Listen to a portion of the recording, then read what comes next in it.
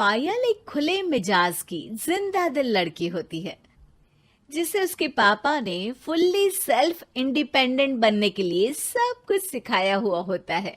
एक शाम पायल अपनी बाइक पर सीटी बजाते हुए कॉलेज से घर वापस पहुंचती है, जिसे देखते ही उसकी मम्मी गुस्से में पूरा घर सिर पर उठा लेती है।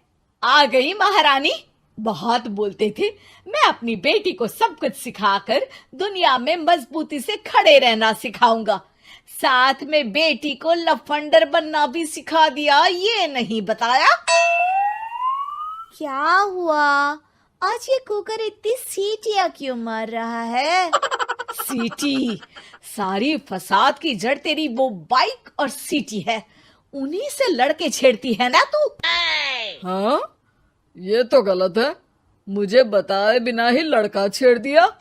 हाय तौबा, ये कैसा पति और बेटी मिले हैं मुझे। अरे मम्मी यार, तुम ओवर एक्टिंग बंद करो, और मैंने कोई लड़का नहीं छेड़ा पापा। शिट यार। अच्छा मम्मी, आप पहले मुझे ये बताओ कि आपको ये सब बेकार बातें बताता कौन है? अच्छा, तूने कोई लड़का नहीं छेड़ा? अरे वही शर्मा आंटी, वही बताती रहती है, पर उसकी खबर तो मैं खुद ले लूंगी। अच्छा मेरी प्यारी बेटी, थक गई होगी ना, जाकर आराम कर बेटा। अचानक मम्मी को गर्म से नरम होते देख के पायल और उसके पापा कंफ्यूजन में एक दूसरे को देखने लगते हैं। आंखों से कुछ इशारे होते हैं और पायल वहां से चुपचाप चली जाती है। जिसके बाद रात को घर में सबके सोने के बाद दोनों पापा बेटी छत पर मिलते हैं। क्या खबर लाए हो? अरे तुम्हारी मम्मी तो हमसे भी तेज निकली, कोई खबर नहीं मिली। क्या यार पापा, पता नहीं अब मेरी मदर इंडिया कौन सा बम फोड़ेंगी। इसी के साथ दोनों अपने कमरे में वापस जाकर सो जाते हैं। अगली सुबह पायल जैसे ही कॉलेज जाने के लिए तैयार होकर कमरे से बाहर निकलती है तो उसकी मम्मी उसे लड़के वालों के सामने ले जाकर खड़ा कर देती है। जी, ये है मेरी बेटी पायल, थोड़ी चंचल है लेकिन बहुत नेक दिल और होशियार है। देखते ही देखते कुछ घंटों में पायल और शुभम का रिश्ता पक्का हो जाता है, जिसके कुछ दिनों बाद पायल शादी कर अपने ससुराल पहुंच जाती है। सोचा था मम्मी कोई बम फोड़ेंगी, पर उन्होंने तो सीधा मुझे उम्र कैद की सजा ही दे दी।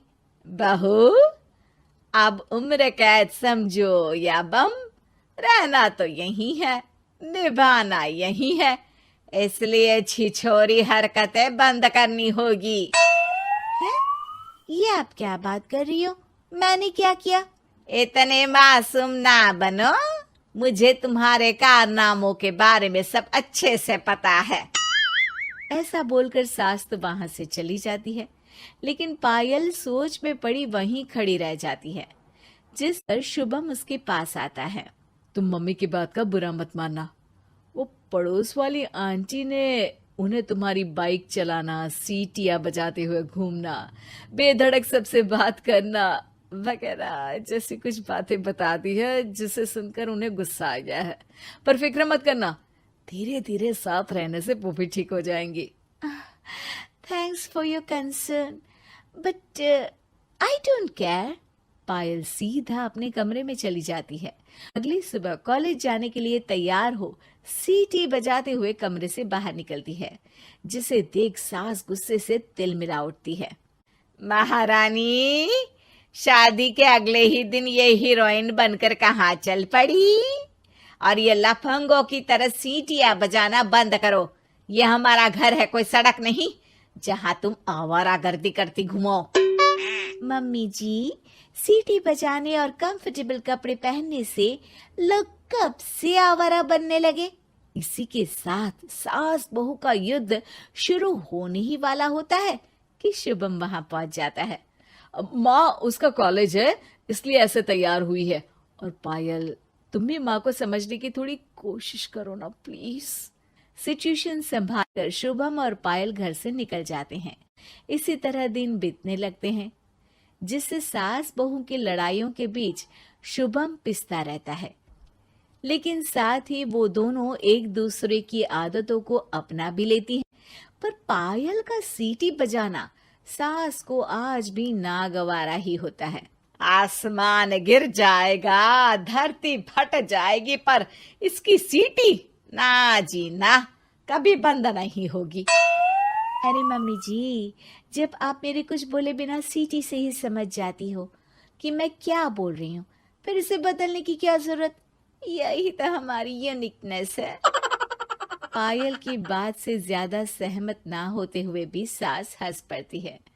उसी शाम पूरा परिवार घूमने जाने का प्लान बनाकर घर से निकल जाता है और उनके जाते ही घर में चोर घुस आते हैं और तभी वो सब भी दोबारा घर के अंदर आते हैं बाहर से। क्या यार पायल, एक शाम भी फोन के बिना नहीं रह सकती थी क्या? घर में ही तो फोन है, कहाँ चला जाता? अब जल्दी अंदर जाकर अपना फोन लाओ, मम्मी और मैं यहीं बाहर वेट करते हैं। ज्यादा बोल रहे हो, देखो अब और धीरे काम करूंगी। ऐसा बोलकर पायल घर के अंदर जाती है और बहुत देर तक बाहर निकल कर नहीं आती। अरे ये तो सच में जानबूझकर लेट करने लगी। चल कर देखते हैं ना। दोनों जैसे ही मेन डोर के नजदीक पहुंचते हैं, उन्हें पायल के सीटी बजाने की आवाज सुनाई देती है। हमें लेट करके खुद मजे से बैठी सीटियां बजा रही है। अरे गधे, ये मजा नहीं सजा है, जल्दी से पुलिस को फोन कर। माँ की बातों से कंफ्यूज्ड शुभम उसे देखता ही रहता है। सास खुद ही पुलिस को फोन कर देती है। कुछ देर बाद वो दोनों पुलिस के साथ घर के अंदर जाते हैं तो पायल एक कुर्सी पर बंधी होती है और सास को देखते ही दोबारा सीटी बजाने लगती है। सीटियों की दुकान फिर से शुरू हो गई तू? और क्या इन सबको कह रही है कि चोरा है चोरा है? तुझे कैद किया है, थोड़ा तो तरस खाकर डर हमसे। और प्यार से क्या बोल रहा है इससे? अरे इसके सर पर बंदूक लगा, ठोक दे इसको। अरे चल झूठे, तेरे पास तो हथियार है ही नहीं। सास की बात सुन वहां मौजूद सारे इंसान हैरान रह जाते हैं और पुलिस तुरंत उन चोरों को अरेस्ट कर लेती है। आपको कैसे पता कि इनके पास हथियार नहीं है? अरे सीटी नहीं तो बताया।